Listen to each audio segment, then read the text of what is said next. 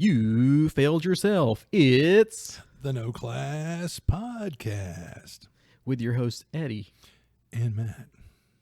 Hey, bud, how's it going? It's going well. How are you? Really good. So we have been discussing the most horrible, depressing of topics before we started today. That's how we figured we would get ourselves motivated for the podcast. But we are chock full of delicious Sunbird barbecue. Woo-wee. Which, interestingly enough, I usually get the sliced brisket sandwich in case anybody is out there is Christmas shopping for me. Mm-hmm. But today I got the tacos, the brisket taco and the pulled pork tacos, and they were damn delicious. Dynamite. So, oh, and we had some good nanner pudding. It was good. Oh, and the green chili sausage was delicious. So perky. All right. All right. This is the point where we usually talk about the long con. What's the long con? I have no idea. It's just on my script. These guys pay me to talk about it. I know. Those are a great bunch of guys. But they can't be within 1,000 feet of a school, but they're great guys. Yeah. I don't think we have anything to say about it. It's still on the horizon. It's a coming. Badges are selling very well. Oh, yeah. Absolutely. People seem like they're ready to come back to events. Yeah, and the people are stepping up to run games. Yeah, I was going to say, if nothing else, check out the schedule. Even you, Ace, out there in jolly old England. Pip, pip. Check out the schedule. This is really impressive for us. Yeah. Because usually we don't get this much stuff in this early. Yeah. Usually it's got to get closer to October, and we have to start begging and crying and doing like a charity drive or something. Yeah. Won't you please just run one game? Yeah. Your running of one game could entertain hundreds of gamers. Yeah, we got a really good turnout from our Dallas folks, which I always appreciate. I appreciate everybody, but I'm always, it's kind of like, anyway, we talked about it a million times. Why do we do, long con? It's great to see and hang out and spend time with our friends that we normally would only see once a year. We get to see them at least one more time, which is just great. And, it's good to see Adrian and Jonathan from over in Shreveport or whatever, and our Dallas friends. So it's cool. It's good to see everybody. See everybody. Yep. All right. And I guess one more thing that we can talk about right at the top, because I was thinking about Long Con merch. We've got some hats now. We got big plans for some new shirts. You can get your podcast shirt now. And it is sexy AF. And we just invested quite a bit of money in Barbarians of the Ruined Earth. We bought a ton of those books. Yeah. So if you haven't been able to get your hot little hands on them, now you've got a local source. We're going to try and farm them out to some of the local game shops around here too. But if you want one and you don't want to pay shipping and handling and all that, just track us down. We'll have them at the con. Yep. We'll have them at the club, and most likely we'll have a few in our trucks as we're driving around town, like the Ice Cream Man. Which the game club is back up and running again as well. Game club's back, all right. The Nameless. So that's cool. Yep. News. Yep. A lot of fun. But definitely we love the game, and Mike was gracious enough to hook us up with 50 copies. 1 million. But anyway. But they're extremely rare and hard to get your hands on, so buy now. They absolutely are. Now. These might be the last copies on Earth. Could be. But I've missed running games out and about, road crewing, so to speak. Yep. And so it's going to be fun getting back to that, and we're going to be running that around. I have thought about, like I was running all the board games up at Geek World for a while, is running a bunch of different systems of RPG. Funny you should mention that. But yeah, I'll get to I'm that a funny later. guy. You are very. Okay. Well, I don't know that we've got a topic for today until Matt surprises us at the end Tee-hee. with our question, but there is no official topic for today. I hope you enjoyed our talk about the video games of D&D. I did. That's the important thing. Right. Do you want to know who our top listener is? Who's our top listener? Who listens to this podcast more than anybody, because I can see those stats? Who? Are you worried? Not at all. You should be. Oh, really? You have become the number one listener of this podcast. Well, I listen to it when I work out. I sound my own You're voice. working out all the time, then. I am. I am, by the way. You're number one on, I don't know how it determines, but you're number one. Robert Vegeta is number 2. Oh, so you're still listening. Good. Yep. And then our friend who is now Loop, wink, wink, is in the number 3 slot. So You're our favorite people, but Matt's overtaking you. Well, that's kind of sad. It is. Thanks for putting that out there, buddy. It's pathetic. Thanks for putting that out there. But it's kind of like, I don't know. Sometimes when I've listened to something like, oh, well, we were going to come back and address that thing, and we never did. So it gives me ideas for things we could. Well, you should be making notes on that. Maybe I am. Then we could have a whole episode off the leftovers. Absolutely. I'm so tickled to hear Robert's still listening, and we miss you, Robert. Come back. Yeah, I shot him a message the other day, and he didn't feel like replying, so we'll see. He doesn't like you. So Could be. And he already didn't like you, so maybe we've completely lost our connection. Exactly. And this is episode 47, according to my math. Oh, crap. You know what that means? It means 50 is right around the corner. And what are we going to do for number 50? And we have nothing special for 50, so we got to do something special for 50. You may start getting some lettered instead of numbered episodes or something. Or it may just jump to 51, and 50 will be out there somewhere. Pressure's off. There you go. If only people would give us input, wouldn't that be delightful? Yeah. And when to do the new number 1. Yeah. The jump on point. Mm-hmm. Or like, what do you call it? Episode 0 or whatever, All right. Do you have some books and comic books to tell us about today? I do not. You have really dropped the ball. Oh, duh. It has been 3 weeks or 4 weeks since we've done this? It's been 3, I think. I'm going to say And in that whole time, you couldn't read one lousy comic book for our listeners. Normally you're the comic guy, and I'm the one coming with comics the last few episodes, like Coda and... Well, where's your book then? Lopper. Well, actually, there's a book I'm about to start reading, but I haven't touched it Oh. yet. It came in the mail. It's like Mutant Dawn something or another. I can't remember. Mutant Dong. Big, veiny Mutant Dong. Mutant Sounds good. Dawn. Sounds like a good read. Mutant Dawn. I hope it's not too hard and long for you. It's hard in places. It's a very long read. Yeah. Well, yeah, go ahead. Finish that thought. No. Or maybe are we safer without hearing the end of that? No, we really are. Well, for books and comic books, I read Loki, Agent of Asgard. Oh, my. Comic book by Al Ewing. For our listeners that are paying close attention, you will realize that's also the author of Immortal Hulk. Oh. And that was the end for you because you're enamored with that now. Yeah, I love that Immortal Hulk. The last issue was really slow and dull. It was definitely the worst one, but they're getting close to the end, so they have to have these heartfelt moments towards the end. But that's only got like 2 issues left, so that's gonna be sad to see it go. It's been is that a monthly? awesome. Yeah. Okay, so you got 2 more months. Yeah. I can't wait to see how they finish it. Yeah, it'll be crazy. So, Al Ewing, some of his stuff like Immortal Hulk is great. Some other stuff like We Only Find Them When They're Dead, that's probably 7 issues in or something, and I'm already like, that's not so great. Yeah. So I can't say he's my best and favorite yet, but he does hit some ones out of the park. So the Agent of Asgard, really good. It's the story of Loki trying to become good, doing secret missions for the All-Mother. But can we escape our own pasts?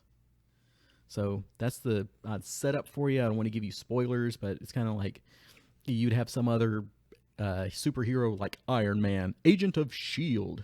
So for this one, you get Agent of Asgard. Okay. And this doesn't tie into the new Loki show or anything. Oh, you're jumping ahead. Oh, my bad. I will say if you like Loki, the old version or the new version, if you like original huge massive horns out of the top of the head, or if you like Tom Hiddleston, the Beautiful, then it's something you could probably be checking out and be interested in. It's very easy to give out spoilers, so I will shut up, but I will go to TV because that is the comic that influenced Loki. No. The new Disney Plus show. So, Brother Ron has forgiven me. Yay. And he gave me another recommendation after his Mayor of Easttown. So, he forgave me and gave me another chance, and I'm giving him another chance by watching it. So Loki, the TV show, was pretty good. When I originally started writing these notes, it was before the conclusion came out. But I liked the conclusion when it came out, the end of it. A lot of the internet does not. Really? I don't think Ron, and he can correct me, was the biggest fan of the ending. So, yeah, it was really unusual because usually I guess I'm still the contrarian. I'm just on the other side of it. Yeah. I didn't love it, the whole series, but it was fine. It was something that was on, and that's about what I say of all the Marvel shows that I've seen. Yeah. I've watched WandaVision. It was okay. I haven't seen The Hawk and Winter Soldier because that's got a real stank around it right now, just off the internet and everything else. So if everybody is... And I've heard Black Widow tanked. Yeah, I think like she had a decent opening weekend. Exactly, but after that... Since then it's just dropped like a rock. Yeah, but I think that one might be because people already kind of know where it's going. Oh, see, I don't. But what I'll say is I think people are just, and I knew this was going to be a thing. Marvel burnout? Well, they're just tired of superhero movies. Yep. It's like anything. It's like when Star Wars hit back in the day, it was big stuff. Man, there were 1,000,001 knockoff and one after another sci-fi movies, and they got worse and worse, and you were like, I'm sick of sci-fi. Yeah, it's got to happen. For all you Super Marvel fans out there, it's just got to happen. You know, these trends can't last forever. It can't be popular forever. And you've used up a lot of the A-level teams. Yeah. I think we could definitely see, and not that I hate the old X-Men movies, but I think we could see something good come out of the X-Men now. Yeah. That's something that I think would be ripe for some new interesting storytelling. But if they did justice to it, I think Marvel has the rights to Fantastic Four again. I don't know, man. I don't know. I don't know if you can do the Fantastic Four anymore, but yeah, I like the Fantastic Four. I can remember when The Thing was everywhere. Oh, yeah. When Thing was just the hottest. It's clobbering time. Yep. So I still like Fantastic Four, but that's not one that I go and pick up that often. Well, all the movies they've done are awful, just the worst. But that's, I just feel like someone in the right hands, it could be phenomenal. Because look who they have the best villain for that's the thing about them. Yeah, but they have the best villain ever, But he can get wrapped into other stuff, and he's probably going to be coming into the MCU in the next round of stuff, and he doesn't need. He's kind of outgrown the Fantastic Four. Oh, absolutely. Well, yeah, he's a world level threat. I mean, well, the Fantastic Four though are like whenever it's like, oh crap, it's Galactus, he's going to destroy the whole planet. Well, go get the Fantastic Four, But anyway, yeah, this will be interesting to see how this plays out. So if you're watching Loki, Ron also recommended to me Heavy Spoilers YouTube channel where they break down all the like Easter eggs and stuff like that. Like maybe you didn't notice that this was in there. Yeah, if you're not the uber fan, that would be, because I've heard people in it like, oh my gosh, I've always loved, Thor comics and all there's Easter eggs from 30 years ago, yay, or whatever. Yeah, well, if you're not that guy, it is neat to have someone break it down for you. That's cool. Yeah, it's What's probably that not called again? too much of a spoiler to say that Throg makes an appearance. Yeah, and Heavy Spoilers I keep channel. seeing pictures of like a lizard with What? Loki horns. I'm like, what's that about? I guess I'll find out if I watch Yeah, Loki. he had an alligator Yeah. to take him out the swamp. All right. The Right Next to Louisiana podcast. That's where we are. I'm an old Louisiana boy. Nolans. Okay. Yeah, and like a lot of the Marvel shows, if you dropped the first couple of episodes, they'd run a lot smoother to me. It's almost because I think they want to go to 6 episodes, and if they went to 4, and I'm sure there's some TV reason why it's like no less than 6 episodes for this. Well, that was like the very first Stranger Things. You enjoyed it. I loved it, but you were like, man, trim it down. You could have trimmed that down to probably 2 or 3, and you'd have loved it a lot better. Like they had to kind of drag in parts because they're just Filler. fluffing it. Yep. Yeah. Padding. Have you stayed up to date on the new Rick and Morty? No, I have not. Well, we'll pause the podcast right now and we'll go watch the latest episodes. There's, I want to say it might be 4 or 5. And I enjoyed the first one I got to see for free. I love that first one. What's Yeah, the next first one was super fantastic, awesome. one? Uh-huh. But then I see that. Y'all can't see these looks. I wish y'all could. We need to be. that's on when we need the YouTube. video podcast. Yeah. I think I'm trying to think if we're up to episode 4 or 5, but it's kind of like that first episode was really good. Dynamite. Hooray! The second episode was pretty good. The third episode was good. Then the next episode was it's waning. not so. People are saying that might be the worst episode of Rick and Morty so far. Wow, like ever. Wow, that's bad. 'Cause, Yeah. You know, there's the stuff's hit and miss. You know, I mean, and that's sad. But I don't know, man. You know? I'll say for me, the worst episode is probably the one with the dragons. Do you remember that one? I won't go into the spoilers. Well, maybe I will. They're slut dragons. I must have been really hammered when I watched that one or something. Yeah, that's probably to me one of the, if not the worst, one of the worst. I'll have to go find that. Now you've got me intrigued. Yeah, it was bad. So Sounds bad. even this one that I'm saying, the internet says it's one of the worst episodes, or maybe the worst. We still got some chuckles out of it because I watch it with my son, who's of appropriate age. Which that's cool that you can share that. That's neat. And that helps. When somebody else is laughing at it, you're more inclined to be like, okay. Yeah. It's got its own extra sound laugh track or whatever. So that's my thing is, if it made you laugh, it couldn't have been that bad.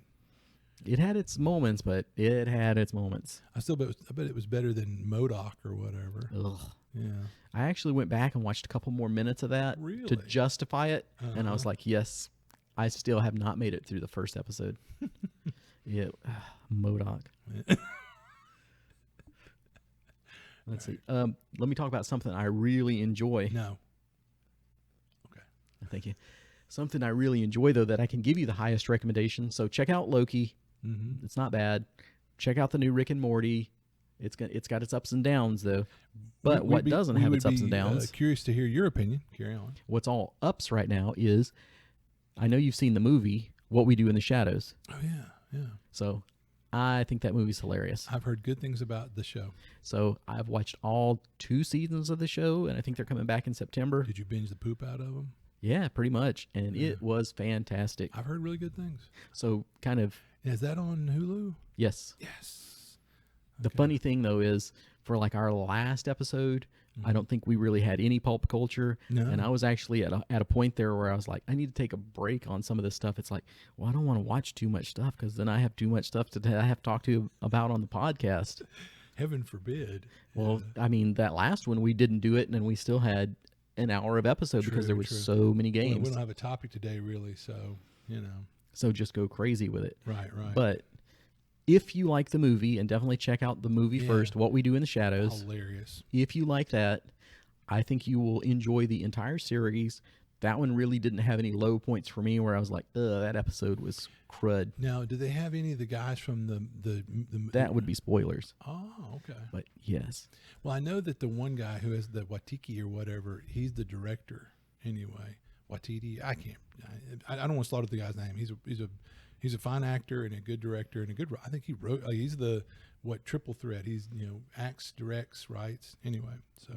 But if you like the movie, yeah, I think you'll like the show. It is a different cast, of course. Okay. But really good, a lot of fun, some new interesting concepts added in. Cool. Werewolves do show up. If you're a big fan of the old, we're not swearwolves. All right. Oh, they are. I can go ahead and give this semi-spoiler just because it's somewhat relevant. They're searching for virgins. So where do they go? To the LARP club. So they get a bunch of LARPers. That's too That was funny. it was pretty good. Yeah, stereotypes. Let's see. It's kind of, I describe What We Do in the Shadows as The Office meets Interview with a Vampire. Fairly accurate, you'd say? Yeah, and that is a great, yeah. All right. Do you have TV shows you want to talk about? Yeah, I'm sure. Absolutely. So, I don't know what got me in the mind. I know what got me in, I think, was someone posted one of these things that I don't answer them because some of the stuff is like, hey, we need to figure out what your passwords are.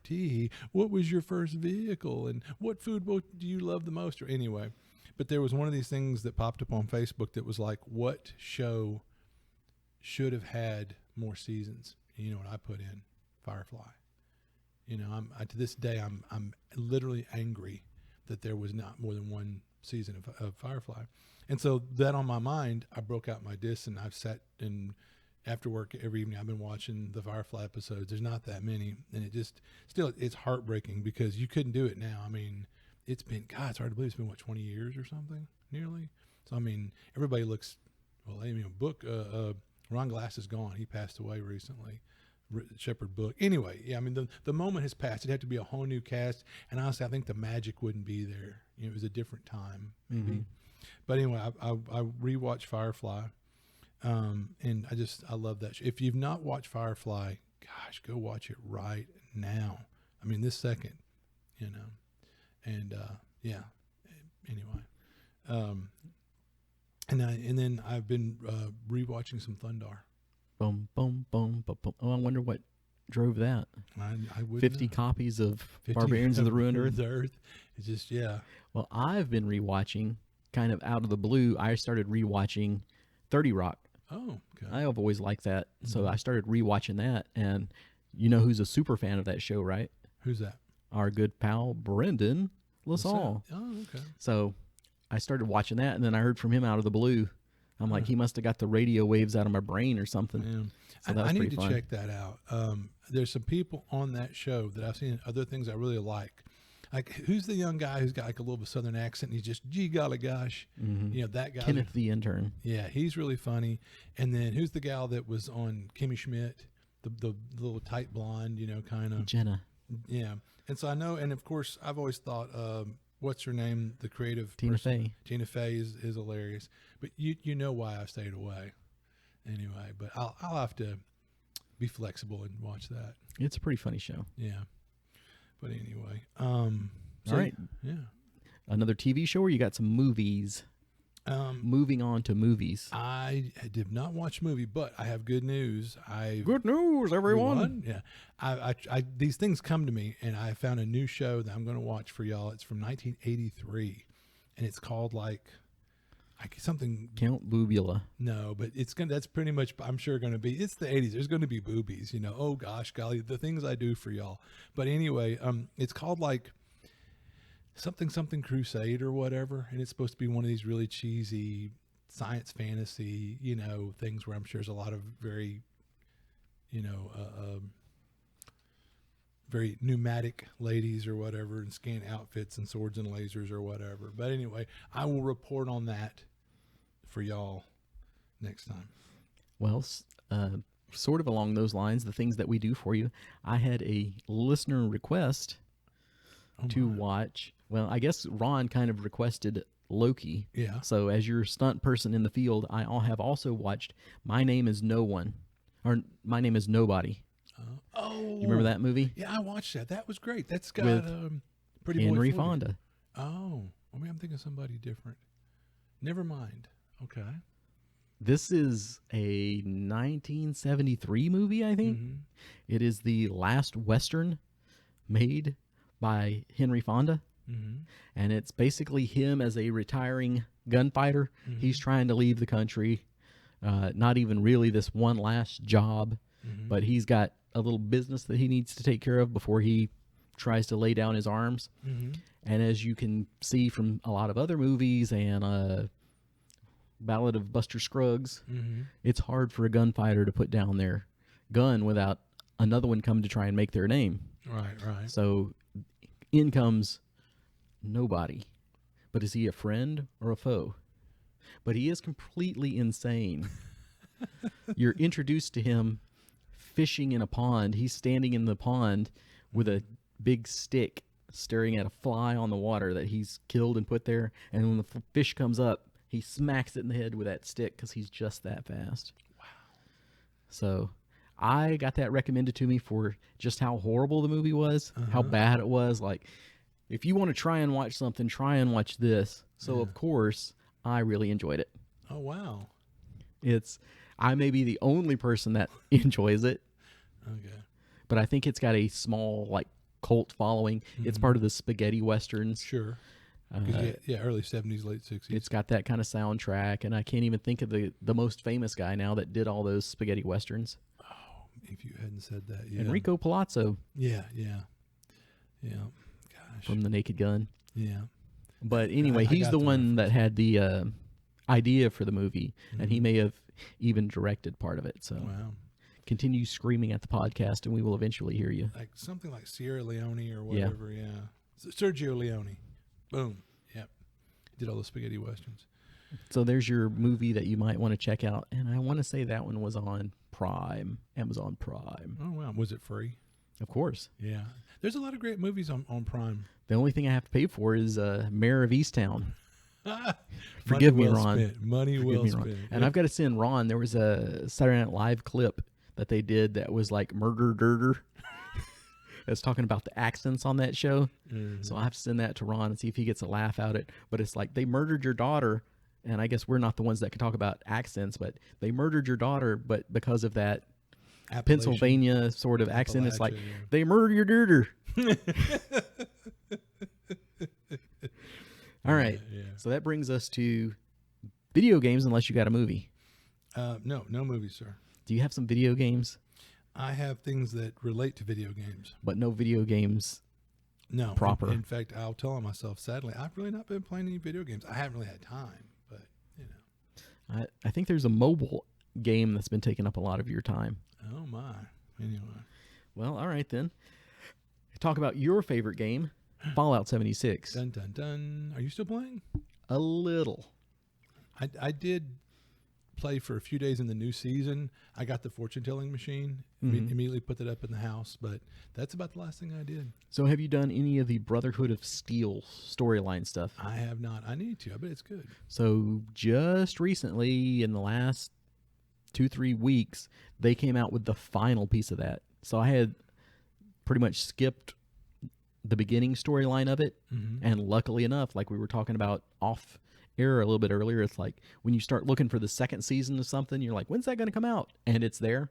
That's kind of how this worked out. Is I did the first piece of it, and then a couple of weeks later, the conclusion comes out. So happy coincidence there. It was Mhm. pretty good. If you have been playing Fallout 76, if we haven't already convinced you at this point to play Mhm. it, maybe never mind. But if you have checked it out, that Brotherline storyline is interesting. Well, good. You Brotherhood storyline. Well, and when you figure all these DLCs are free, they're gratis, which I like that. You know, you can go find the base game at a resale place for cheap. Games to Go. Yeah, like Games to Go. I think it was under $10 if you went to Games to Go right now. Wow, because I remember when I picked up, it was 14 bucks. and that was a steal of Yep. a deal. You know, so but no, I definitely go spend $14 and go download the DLCs, and it's those DLCs. It'll take you forever Yeah, to download. it is quite a download, but that's how much free shit they're giving you. You know, so Well, that's just getting from the disc now. It just has like the install file, uh-huh. and then you're going to download it all from the internet anyway. It's like Sure. the disc is just there to amuse you, so you can hold something and look at it. Exactly. I also played Batman: The Telltale Adventure. Oh my. It's a visual novel or a movie that you get to do dialogue choices and quick time events in. It's almost not a game. So I think Nicole is a big Batman fan. So you might want to check that out. I've played a lot of them. The Telltale games. They do Walking Dead. They did several of those. They did a Game of yeah. Thrones. They did Wolf Among Us. I like them. I know what I'm in for when I'm getting them. A lot of people, if you said, here's a video game, they might be like, bleh. Yeah. But if you know what you're getting into, that it's more of a movie that you're playing along with. Mm-hmm. An interactive movie. Yeah, it's more of a video game than you remember. What was the Mirror Black Bandersnatch or whatever? Yeah. Black Mirror, where it's like that's kind of a choose your own adventure on the TV. Mm-hmm. Which was fun. Yeah, I enjoyed that too. This is a little bit more than that. It's got a little bit more video gameplay, but it's not Call of Duty or anything like that. Not even close. Sounds like. So I usually play them through twice. Mm-hmm. The first time you make all the good decisions, the Mm-hmm. Batman decisions, and then the second playthrough you just beat the crap out of everybody. Like Batman doesn't talk, he just punches, or he does all the stupid stuff that Batman wouldn't do when they give you the dialogue options and stuff like that. Right. You make Alfred feel bad and hurt his feelings. So there's a lot of stuff that doesn't change. Some of it is the illusion of a choice. Mm-hmm. Like Batman's got to win at the end, regardless of what you do. It's got to wrap up. Yeah, this is Batman. Come on. Or the villain may not get shot in the face. Mm-hmm. But this Batman story changes up things quite a bit. So your choices have more impact. Yeah. And then just there's certain fun stuff to do, like when they get you alone with Catwoman. Oh, my. And you're like, I just want to be friends. Back off, lady. I don't need that kind of crazy in my life. You know? Yeah, no kidding. Because she is. Yeah. Some of the paths you get to see what paths you didn't take, what would have happened. I thought the wrong choices played out a lot more interesting. I got to see a lot more stuff. Cool. One of the things was you can go protect Alfred at the manor, or you can go secure your bat technology because somebody's trying to hack into it. So these are like tough choices. Like who do you know? Yeah. But 9 out of 10 times, don't you think Batman's going to go to the mansion and save Alfred? Oh, sure, yeah. But if you do the one where you're like, screw him, I'm going to go save my technology. Mm-hmm. You get upgrade suits and stuff like that. Mm-hmm. You get to see some different pieces of the storyline. It's a more satisfying conclusion. So it's like, Isn't that interesting? But what happens to Alfred if you don't run to save him? Oh, he's fine. Oh, see, that's what I figured. So it's kind of like, yeah. But you get your stuff where it's like, oh, this was more interesting. And you get to have a better boss fight in there and stuff like that. So cool. If you haven't played any of those games and you're just a huge Batman fan, check it out. Mm-hmm. And check out all the Arkham stuff too, if you want a more video game. Yeah. And like I said, the first Walking Dead one's really good. The Game of Thrones one, The Wolf Among Us, check them all out. Now, to get somewhat more topical to the last episode of the podcast, Dark Alliance. When we did that last episode, I had not tried it. I had not laid hands upon it where I could review it. Mm-hmm. I had only seen some internet videos where it's like, it's not good. People were not speaking in glowing terms of the game. So I have played it some. I have asked my close friends if they want to play it with me, and they have all shunned me.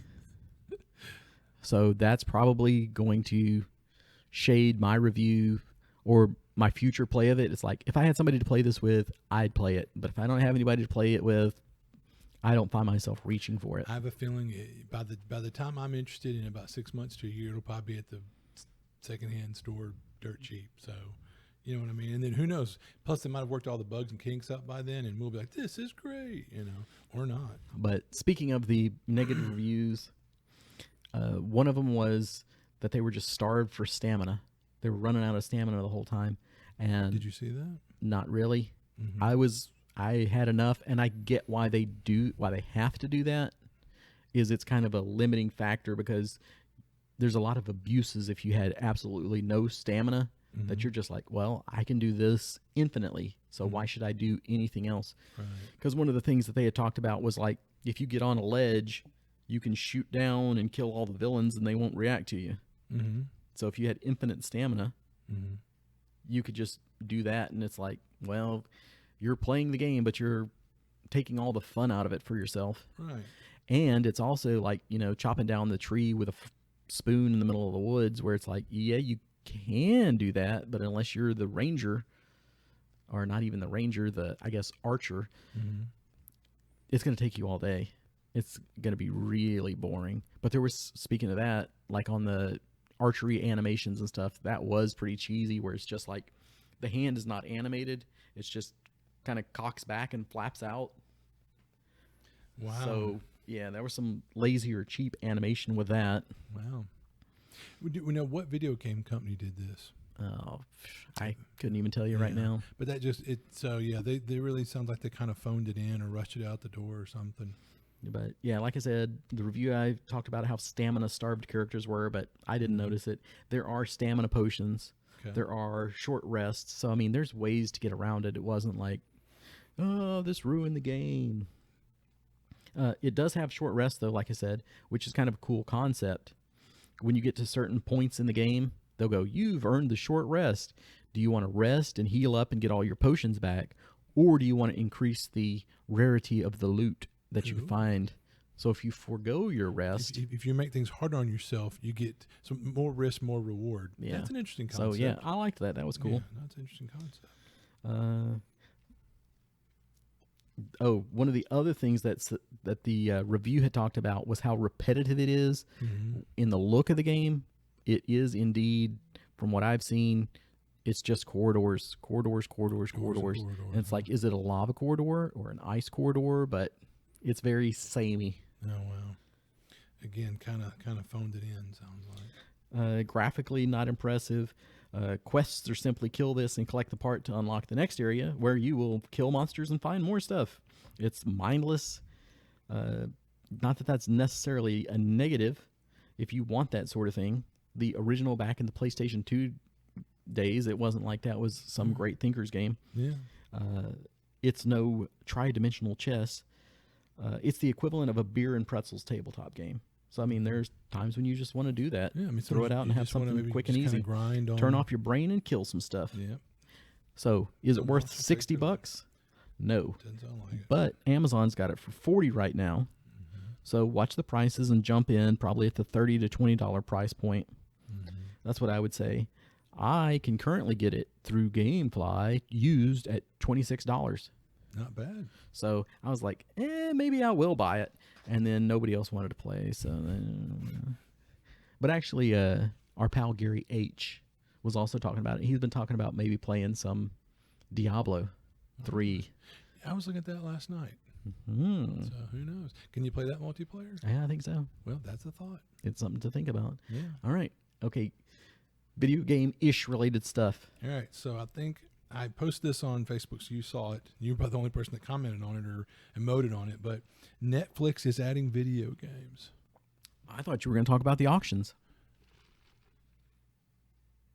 Like Mario just sold for $1.5 million when you were talking about stuff, video game related ish stuff that you put on Facebook. There's also that too. Whereas, I posted a thing where recently a still sealed copy of like Zelda something or another, whatever, from way back in the day sold for like $1 million or whatever. But there are people that are of the mind that that's money laundering, which that's kind of interesting. It's either money laundering or just people trying to inflate a new market, because you always hear two names with it.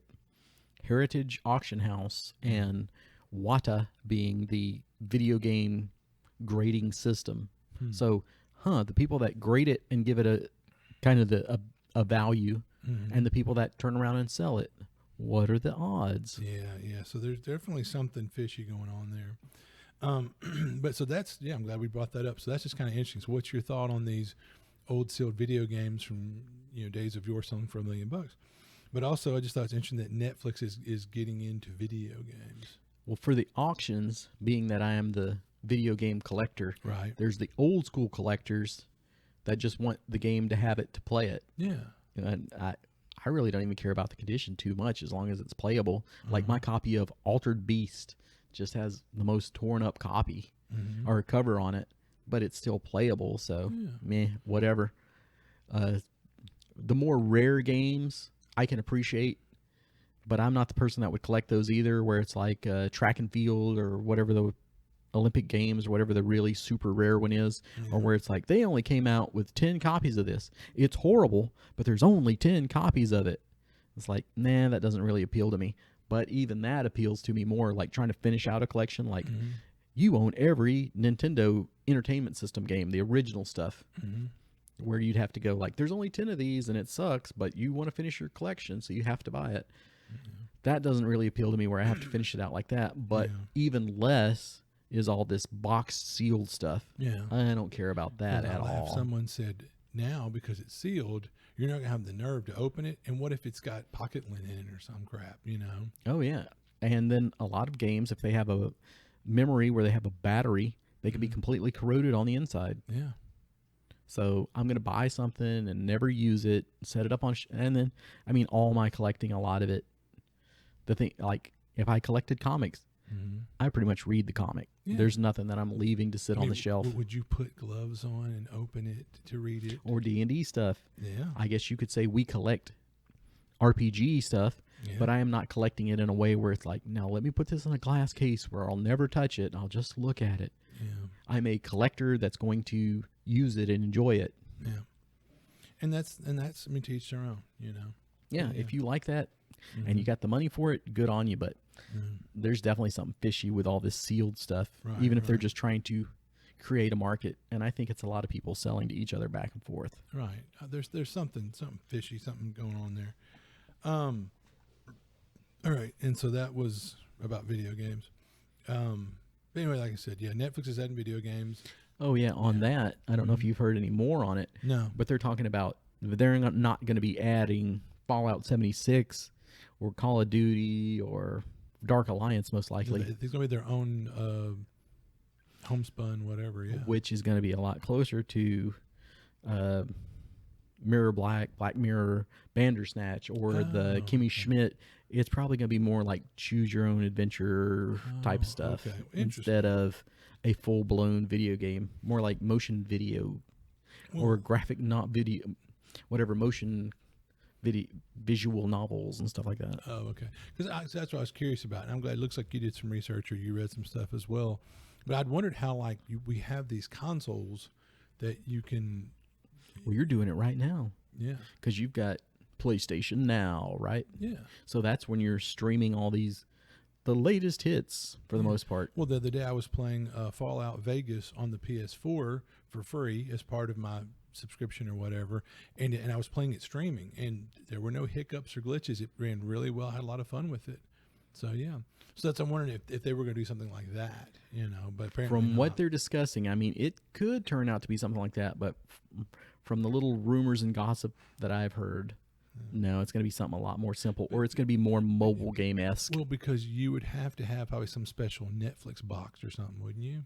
Or did you just do it through an app on your super smart TV? Yeah, it was something about just the straight-up streaming quality would not be good enough through what Netflix has got right now. Oh, yeah. For some complicated video games. Right. That's what I was wondering then. So that's good. Thank you for digging deeper into that. I had a topic talk about the old Moose, but The old what? The Moose, the massively multiplayer online games or whatever, MMOs or whatever. But what about them? Well, just okay. Come on, buddy. All right, don't leave them hanging. Okay. Well, me and Gary were talking about how we played some of the very first MMOs, and actually the first ones weren't massively multiplayer; they were just multiplayer. But there was like so it was just a Mo. Yeah, just a Mo. But it was Meridian 59. Yeah. And that was from 3DO, Trip Hawkins, and that was before. This would have been like Ultima. Definitely. The Ultima Online. So that was massively multiplayer. So that was probably the first massively multiplayer. But we played Meridian 59. I did play a little bit of the one that was on Sierra's service or whatever, but it really was crappy because it was really just like some sort of a two-dimensional side scroll. When you got in a fight, it was just a big cloud of dust or something, But that one, I heard about it, tried it out, quit it. I mean, it was like, this is awful. But Meridian was the very first one where they basically got the Doom, I think, and they backwards, they basically like disassembled it and figured out how they did it, and then boom. So, I mean, but their servers could maybe at most would have 30, 40, 50 people on them at a time. But if you had enough players in one spot with enough spells going on and monsters, you'd crash. But this was the early days of dial-up and all that. And then we played, like you say, Ultima Online, and we played EverQuest, and eventually on to playing World of Warcraft, EverQuest 2. But we were talking about how in the early days, it was such a grind. And so then we started playing some of the more newer games. And even WoW, when it came out, we look at it and go, wow, this is way easier than, in a way, it's easier than playing some of these other ones. And then over time, they even kind of, I don't want to say dumbed it down, but they made it even easier. And some people might go, well, what's the term nowadays, quality of life, or just, why does that need to be a grind? I hear you, but I don't know why we have some sort of a chip on our shoulder, that we were all like, yeah, I remember in my day, you had to, walk uphill both ways in 10 feet of snow, to kill the monster in, Meridian or EverQuest or whatever, but anyway, it was just him and I back and forth kind of talking about, how just like everything else, everything's changed, whatever. But I mean, I don't miss, like in EverQuest, you had to bind at a given bind point. So you would have to get a teleport from a druid or a wizard, go to the town, and there'd be a bind point you could interact with. Actually, at one time, you had to beg a wizard to bind you there. So if you have a friend that was a wizard, but that was part of the economy. That's why people wanted to play wizards and a lot of druids, because they would go, I'll bind you here, but you got to give me something. And some were nice. You'd stand there eventually if you were a cheapskate like me, and you'd be waiting for, hey wizard, come on man, come on dude. You'd be like, all right, I'll bind you. You bind you to the town. Now you're off to the dungeon. It's 3 zones away. EverQuest was notorious for these ridiculously large zones that were, there's no reason for them to be this big. It's like, oh, there's a tree on the horizon. I mean, not like there was lavish graphics or something. I mean, anyway, so you have to run across 3 zones. Hope you don't get killed by something along the way. You finally get to the dungeon. You die in the dungeon. You spawn back at that town, and all your gear is on your corpse. I mean, looking back now, I'm like, oh, that sucked, because I can remember like grinding in a dungeon for 8 hours, like a shift at a job. And at the end of the night, you're like, man, we had a great night. Well, let's carefully try to extricate ourselves from this dungeon. And then you die. And it'd be like, well, I was about to go to bed, but now we need to go on a 30-minute corpse run. Because if you don't do it while you have all your friends together, you're going to be screwed. Anyway, but I'm just saying that was how things were back then. And nowadays it's a lot nicer, a lot smoother, it feels like. So it's just kind of different.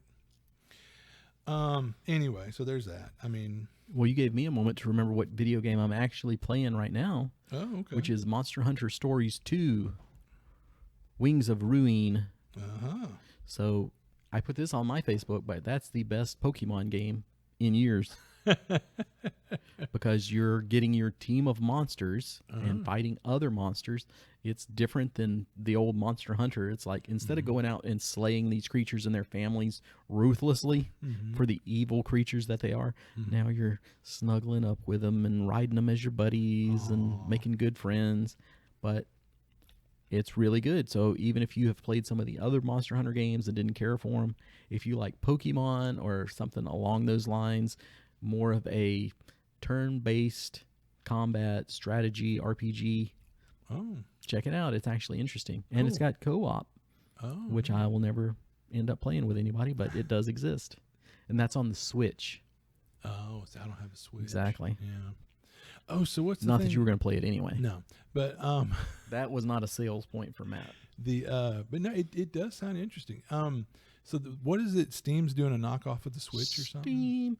Yeah, which I can't even think of what they're called. Steam Deck. Steam Deck, that's it. Yeah. And they're like, that's going to put the Switch out of business. I seriously doubt it. The main reason to own a Switch is to play Nintendo video games, right? Which they're not going to have access put to on the computers. So yeah. It sounds interesting. It's intriguing. If I was traveling around a lot, I'd be like, hooray!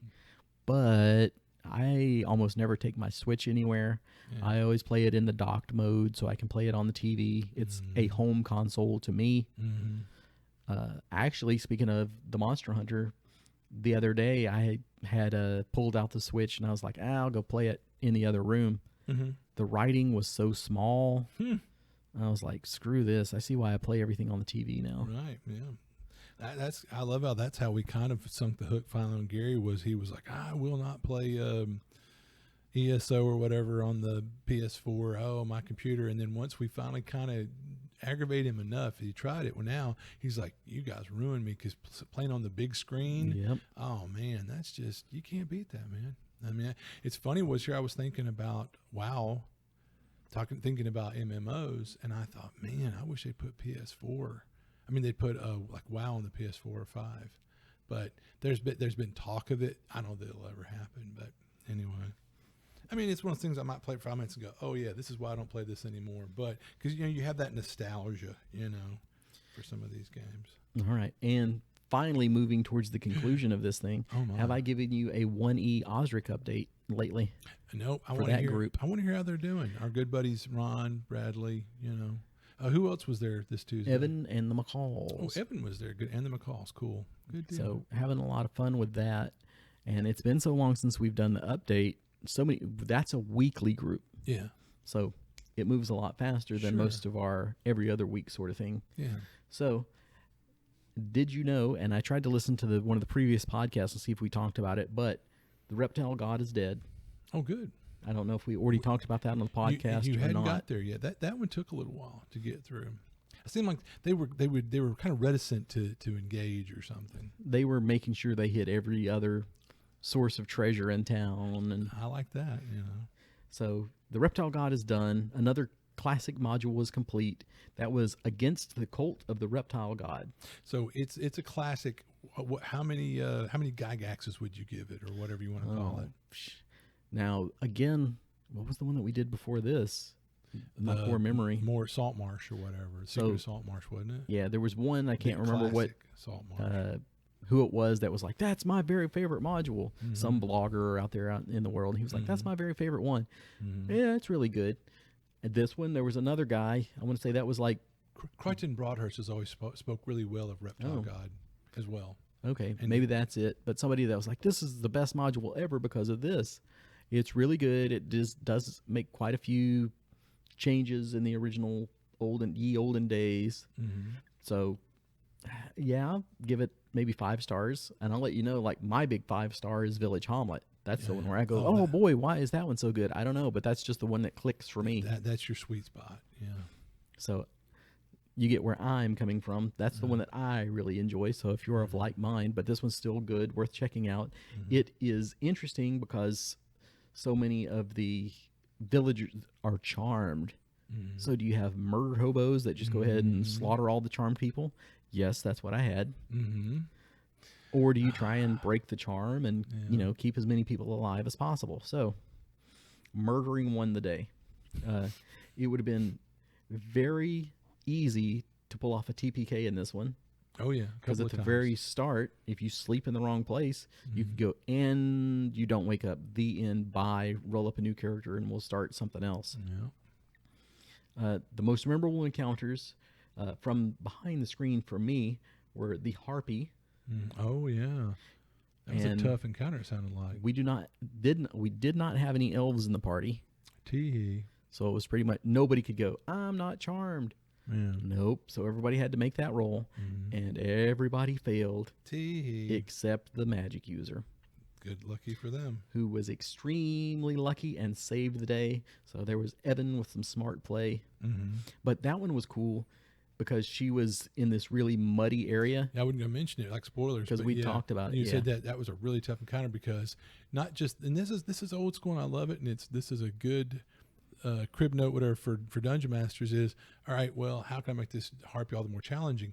This weird terrain. The environment. And so that's, think of all that stuff, and you can make a way, you can take an encounter and really amp it up, you know. So it was pretty much one save and all the party was done. They were completely disabled. Yeah. There was nothing they were going to do about it. So the wizard had to handle it one-on-one. Mono a mono. So luckily that came out very well for them. The final battle was rather anticlimactic because at the big bad end, the reptile god is also trying to charm them, but it's got the gaze attack. So they are warned in advance. You know, you can either get your full attack bonus or you can take a penalty, but you're not looking, and then you get bonuses to your save. Yeah, you're averting your gaze or whatever. So if they had gone in foolhardily there and just got charmed, that would have been that easy peasy. But no one got charmed. Wow. There's an NPC that tags along to take her big spell. Oh, wow. So after that, it's a lot weaker. So if they had to do it straight up with no help, that would have been bad. But with the help, it actually turned out pretty easy, which was good because they got all the fantastic loot. Woohoo. They are it sounds now like some sexy loot. Yeah, they are now in Castle Amber, which I had never read any of it before because I was thinking somebody might end up running it for me soon. But que sera, sera, or whatever. That's got a lot of, at least in the beginning, the Ravenloft like. Then the mist comes in. You wake up in this near a castle, and then the mist comes rolling in, and you can't get out. You're sealed in. It's I wonder if that's where they got some of the inspiration for that. Could be. Well, that's a classic. So that one is very high risk, high reward. I cringe for them every time I read parts of it. So I'm like, how are you going to deal with this? Yeah. But yeah, they did get some fantastic stuff. The Fearless Fighter knocked out a boxing golem in the first round. That was pretty much like, okay, if you make a hit and you hit this much, now make a percentile And if you roll less than a 5 on the percentile dice, that's an automatic knockout. So Ron got an automatic knockout on the guy. Good for Ron. So, yeah, because that golem was lighting him up. Oh, I'll bet. So that was one where it's like, you need that knockout. So that was a big victory for them. They fought a disco ball. Okay. They fought a variety of desserts in the pudding family. Oh, my. They found an intelligent sword, which was cool. That's something you don't see very often now. That's a classic. And then Dun, dun, dun. they got past that. I think that's the West Wing. They got into the forest. Mm-hmm. And I'll show you on the map because we have it right here. Do you see where those blue dice are? Uh-huh. There's a door right there. They got right about to where my hat is. Mm-hmm. So, I don't know, 50 feet in. Mm-hmm. And had their first encounter. I see bodies. And that's where their bodies lie now. Oh, my. And we all had the fun of rolling up new characters. Oh, holy crap. Only the fighter walked away, and that's because the fighter ran at the end and luckily did not get hit. Old school, baby. Sometimes you got to run. But that, I hated to see it. Yeah. But I was like, there wasn't a lot. The party's dice, of course, were cold. Yeah, that happens. The GM's dice, of course, were hot because I get, with the monsters that they were, to not give too much spoilers, got 4 attacks per round. Yeah, if you give me 24 attacks in a round, you're going to see a lot of 20s. And in old school D&D, you didn't have a whole ton of hit points. So that stuff, even if it's only hitting for a die 4 apiece, that'll whittle you down pretty fast. It's old school, baby. Old school. Tough. So...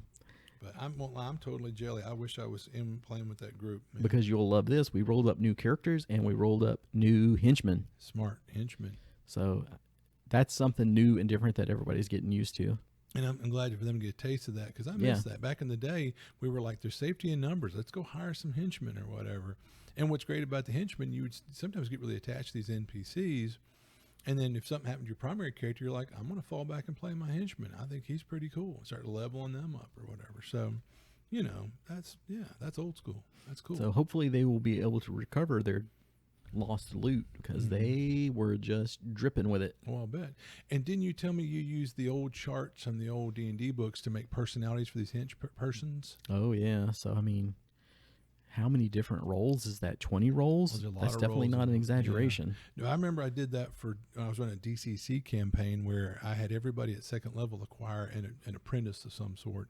And we wrote a personality for Eddie's little wizard apprentice that she was such an I could tell you were like intrigued by her personality that we rolled up. I mean, so bravo again to the old school and the books and Gygax and all that. You know? Yeah, I was getting ready to retire my spellcaster and send her off on adventures. Yeah, I mean, she sounded really interesting. Yeah, we wanted to see what her deal was. Yeah, so there's something to be said for that. Yeah, it's very cool. Yeah. All right, last chance.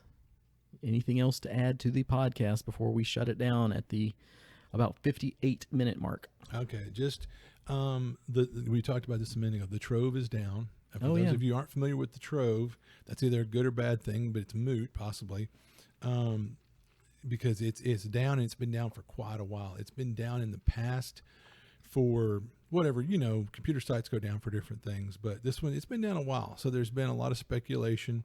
The guy who created the Zweihander RPG is taking credit for having taken them down, which means right now either there's people that think that it's wrong for the website to host 600 gigabytes worth of RPG paraphernalia, or so if you're in that camp, the guy's a hero. On the other hand, if you're people that loved getting your hands on a lot of free RPG material, he's pretty much being vilified. So, there's both sides.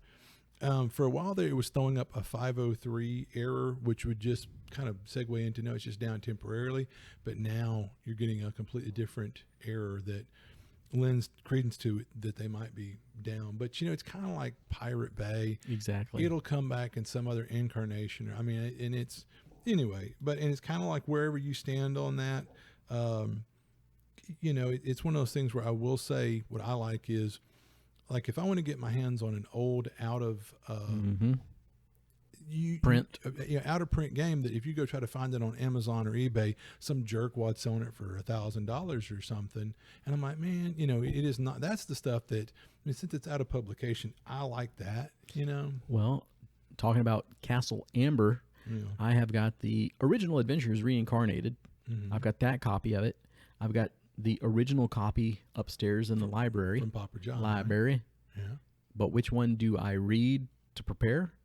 The one that I got on the Trove that I can do a PDF of and upsize the font and print out the maps. Everyone kind of complained that unlike most everything DCC does, they'll give you a code for you to be able to download the PDF along with your hard copy. Which I don't think that WotC will allow it on these. Yeah, WotC wouldn't allow it. And so that's what's aggravating for people that I don't want to muss my book or something. I want to be able to download or print out something I can mark up and mark on and highlight or whatever. So yeah, that is kind of what the Trove was good for. And there's times I'll tell myself I would be intrigued in a game and I'd want to go check it out.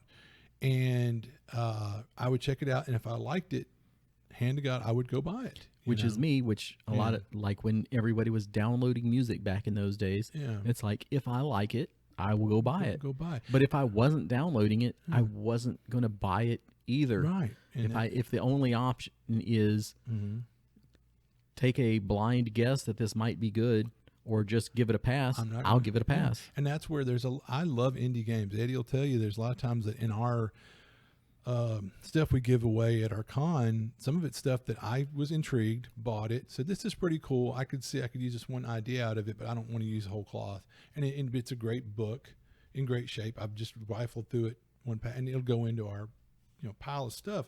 And so, I love indie games, but it's one of those things to where I'm just not going to hardly just blindly buy this stuff. I want to look at it first. And if it's crap, I will say there's one game where it was a big, expensive game. It's a beautiful looking book, but I went to the Trove, looked at it and went, ugh, I'm glad I didn't buy this because I would have been out of, a bunch of money, and it's a really not my cup of tea. But anyway, so, it was good for that, but I get there are a lot of people that would never, ever dream of spending one penny that are taking everything with both hands. And you're a bad person. Yeah. Well, yeah, because the fact is, I'll say it this way. WotC could burn down tomorrow and I wouldn't cry, whatever. And they've made their money. Yeah, If you download the 5th edition Player's Handbook, yeah, I'll look the other way. Yeah, but it's the indie guys. Exactly. And that's who I love, and that's who I spend money with, because here's just some guy out here like me and Eddie that loves these games. Which, look at Mike Evans. Yeah. We just put our money where our mouth is. Exactly. If we like you, and I love the little indie guys, and they're making, and what kills people that go, I won't play anything other than 5th edition D&D. It's like, well, you're cheating yourself, because there's some really awesome, fun stuff out there with these indie guys. So I really feel bad for them that they're not getting their money. Those are the guys my heart is broken But for. it's kind of like that with bands too. Yeah. If you download Metallica's The Black Album, they're already fantastically rich. But if there's some little unknown band, that's making a big difference on their bottom line. Sure. So I'm not saying piracy is okay if you're big enough, but piracy is okay if you're big enough. Because I remember back in the day when with Napster and Lars Ulrich and some rapper were arm in arm going, this is terrible. And I was like, yeah, you were just going to buy that third island, made of gold or whatever. It's like, boo. And they got their start through tape trading. Yeah. So there you go. Yeah. Yeah. So there's that. So anyway, that's kind of interesting to see how that's going to play out. And then this is something I've seen recently, though, talking about these indie guys. So we just come out of a pandemic. Say what you will about that. But there's people that had a lot of downtime or at home time. So it seems like everyone and their cousin is making some little indie game that someone drive through RPG, whatever. And more power to them. Out of all that dreck, there's going to be some diamonds in the rough. Anyway, there's a guy that did a game called Warpland, and anybody that's listened to this knows I love anything kind of post-apocalyptic, and it's kind of a science fantasy game. But what I'm going to say this, and I'm not disparaging the guy. I'm sure it's a great game. I've paid for it, and I've got the initial PDF. I got the hard copy coming. And it looks like something I wouldn't mind maybe kicking the tires on, which goes back to what you were talking, maybe running some games in the future. This is one that maybe we'll run it a couple of times, and then we'll give a review of it. But in the meantime, the guy sounds like a really nice guy. He's out of like Argentina or something. And but this really looks like the guy really liked the look of Mort Mork Borg, and he made a science fantasy version of Mork Borg. I mean, I'm just going to call a spade there, and so yeah, that's kind of like, well, anyway. So anyway, so Will, that's one. I also got, you may have heard of the game Stars Without Number, and it's a fairly popular, smaller, sci-fi game. It's got a lot of awards. I've heard a lot of good things about it through the years. Well, the guy did a fantasy gaming version called Worlds Without Number. I even think he did something post-apocalyptic that I have and that I've used. It's got some great charts and stuff in it that I love charts, and there's some really good charts and things in it. But anyway, I digress. But so we've got a couple of games that we might could check out and give you guys a report on. But one thing I'll say that's aggravating me about some of these companies, like Five Torches Deep or Torchbearer, they'll put out this game and you're like, wow, this is really awesome. It's really great. And then you'll notice that they don't really support. Thank you. See, and it aggravates me in that somebody was talking about a working DM. And what they meant was like, you got a guy that you got kids and other interests and hobbies in life and work and job. And it's like nobody writes. And I know the people who made these games ran 5 or 6 probably different adventures over the course of a couple of years. Now publish them. While they were testing is publish the damn adventures. But they'll go, well, it's not worth our time or something. Well, it'd be like putting out a video game system and not making any games. Right. It's like, why? What are we supposed to do with it? And I think they're thinking, what is it? Trouble versus reward. We'll put them as PDFs that you have to print, so there's no cost there on drive-through, and we'll buy them. And so I'm really kind of aggravated that like this Five Torches Deep or Torchbearer or say something like this Warplane, like the guy I read that he wrote it. Now he's on to other things. Mm-hmm. He's this creative wonderkind that has already made other games and he's got all these ideas.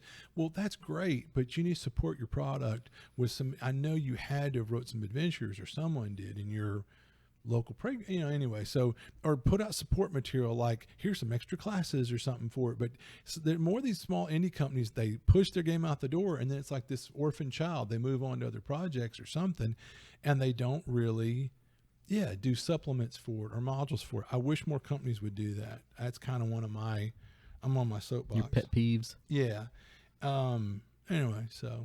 Well, what I was talking about doing at Geek World was actually going and doing different systems. Like, hey, this week I'm going to come out and do a demo of Barbarians, and next week I'll come out and do a demo of Savage Worlds, and the week after that I'll come out and do 5th edition for the people that want to try that. And then the week after that I'll do DCC for the people that want to try that. So it's kind of like, if you've been curious about any of these systems, come out and try it before you buy it. Get your little kick the tires on it. You can go, this is something I'm interested in, or this is not the one for me. Well, and while you're at the table with that next guy that's, or gal, you were interested in DCC too. Hey, let me get your number. Yeah, and starting groups that way too. Yeah, that's kind of you, or you got that DCC core group together and going. Like you basically showed up a few times and ran. Eventually one of them took the mantle and ran with it, and you just stepped away with a smile on your face like, look what I did, Yeah, because it's like, I'm not starting a group here. No. I would be happy if you guys start a group out of this, but I'm just planting seeds. And that happened, which is cool. It happened a lot for the different DCC stuff that we did. Oh, absolutely. I know. I'm proud of what we did there, and we had a lot of fun with it, and we met some really neat people and had some fun. I just talked to Shane the other day. Good. So he's doing well, and he should be coming through town soon, and we'll get a game in. Good. I hope so. The other day, pictures popped up in my Facebook time hop. There was that night that we went to the old smaller Geek World, and you were in for the guy and the 2 little girls. That was fun. Yeah, I could tell you had a great time, and they had a phenomenal time. But anyway, so it's always cool when you can bring brand new people into it. Absolutely, and those are just great, great memories. So gaming's awesome. What are we at time wise? We are at 1:08. Okay. You got another one? Okay, one more thing, and then I'm going to leave it alone. All right, I'm going to go sit on the couch. Yeah, haha. But no, so, okay, if you've ever, again, listened to this, you know one of my big things that makes me just incredibly irate is that whole, finally, role-playing games are inclusive. No, man, there were bad apples and bad actors through the years, but no, man, there's the game itself by its nature or the way it was written did not disinclude any group or kind or person or whatever. But it kind of maybe in that vein or whatever, is I've caught myself through the years at times being judgmental about playing with somebody that their style of play or what they would do or what they got out of it didn't line up with my way of doing things. But I'm proud of myself in that I've taken the time to take a step back and go, okay, everybody gets something different out of these games. More power to them. You know, I'm just glad they're here at the table. I'm glad they're gaming. Whereas me, I want this experience or that experience. They're desiring a different experience. As long as we can kind of, you know, kind of line up. You know what I mean? But it's kind of like we've caught ourselves, you know, lately where someone wants to play a game about cute little bunnies or whatever, something we might kind of roll our eyes. But ultimately, if that's what people want to play or have fun with, I'm not going to judge them. Knock yourself out. Have fun. I mean, these games are about having fun. If you can get people to get together to play Bunny Foo Foo or whatever adventures, that's awesome. That's great. It's not my cup of tea, but you know what? So again, it's about not being judgmental. You know, and I'm trying to be that guy. I don't want to be that old gamer grump, grognard, whatever. Hey, okay, boomer, you know, whatever guy, you know. So anyway, it's just working on trying not to be a judgmental gamer, you know. That was the point of that. Okay. That was a very comfortable sit on the couch. But anyway, so I mean, what's your take on that, or do you feel comfortable commenting on that, or whatever, Mr. Eddie? So what was it again? Can you repeat everything you just said? Hell no. But being not being judgmental with people, their play styles. Well, okay, case in point. I sent you an image of the new Strixien source book for 5th edition D&D, where it's basically, as far as I can tell, I haven't dug deep is that into the it. college? But it's where it's like Harry Potter. College Adventures. It's basically Wizard College or something, prom night, and all the hijinks of being in Wizards College or something like that. And part of me goes, ugh, I want to go kill monsters and take their loot, da-da-da-da. But if there's somebody that's what they want to do with their D&D is play Harry Potter Magic Prom or whatever. Well, the other thing is, as I will usually do, I'd probably say there is a much better system out there for you too. Yeah, absolutely. But I mean, you can use D&D for everything. I only need one system and I can make everything work in it. Yeah. But if that's what you want to play, more power to you. But also, there's probably a better system to do it in. Yeah, but and that's great. But ultimately, it's like, do what you want to do. When I saw that, I was kind of like, ugh. But you got to remember that everything is not released for you. Right, with you as the intended audience. And that's what I'm saying is, you know what? If you want to have Wizard Prom, Harry Potter ripoff, whatever, knock yourself out. Go have fun with it. That's what I'm trying. I'm trying to grow as a person. Oh. Look at this, a growth, you know, whatever. Not just that thing on my shoulder there, but haha. But anyway, no. So that's what I'm trying to get at is that I'm working towards not going, ugh, you want to do what with the game? Man, knock yourself out. Oh, but that's half the fun. So tell other people how they're doing it wrong. I definitely reserve the right to roll my eyes when you tell me how you want to play your game. And that's fine. As much as I want you to be able to play whatever you want to play, I want to be able to laugh behind your back too. There you go. Well, you know, ultimately, yeah. But no, I mean, there's some of the things. But my perfect game is going to be the opposite of somebody else's perfect game. Right. So I know somebody, you know, you could tell them, when I play D&D, we go in there and we kill the monsters and we steal their shit, and they'll be like, ugh, that sounds awful. Oh, I want to explore my feelings. Yeah. Okay. Ugh. Yeah. But like to each their own. Yeah, I figured this out Kumbaya. Quite a few years ago that people get something different out of this game. As long as everybody at the table is having fun and comfortable. And maybe you got to find your right table to do some of this stuff, you know. I mean, I know back in the old LG days, I would try to role play, and I'm not talking about Shakespeare in the Park or some heavy role playing, but I just do a little light role playing. And there was a guy at the table who's like, "You're making me uncomfortable," and I'm like, "You know, this is a role playing game." But some people, that's not. They just want to literally. Which on the flip side of that, as I remember, we were doing one of our club games not terribly long ago, and there was one person that was coming in that was Shakespeare. And it's kind of like, read the room, dude. Yeah. And it was so weird. Yeah. I mean, so because you're the one person, you're the odd man out.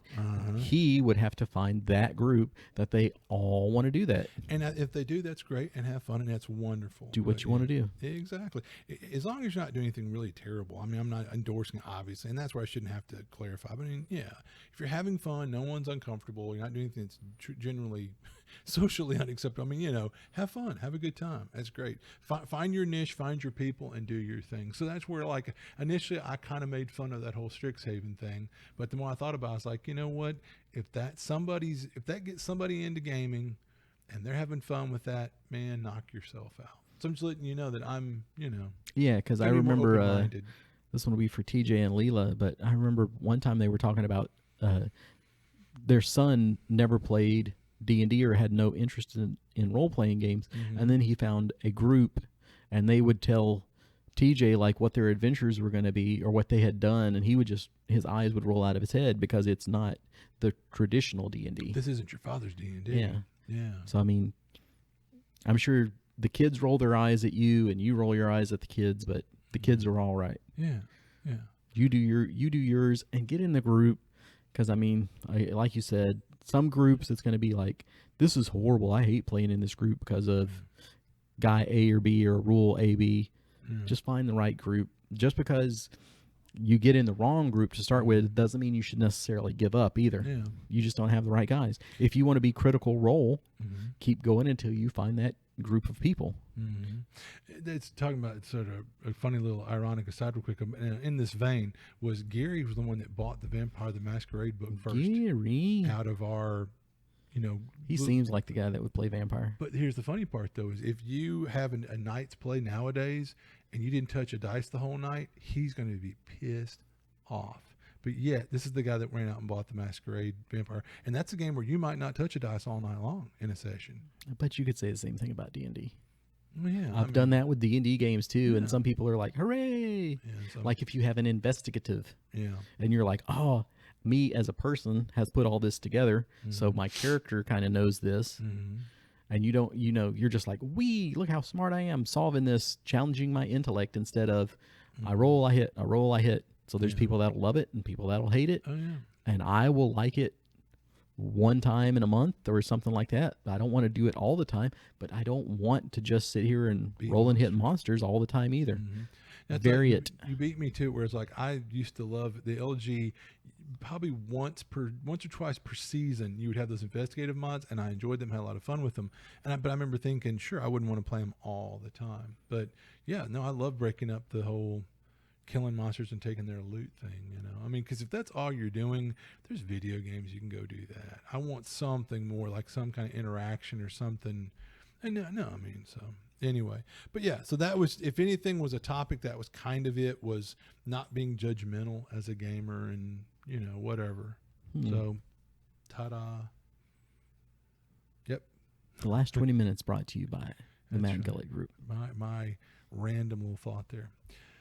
All right. Well, hey, thank y'all for listening. We really appreciate y'all. I've missed y'all. Me too.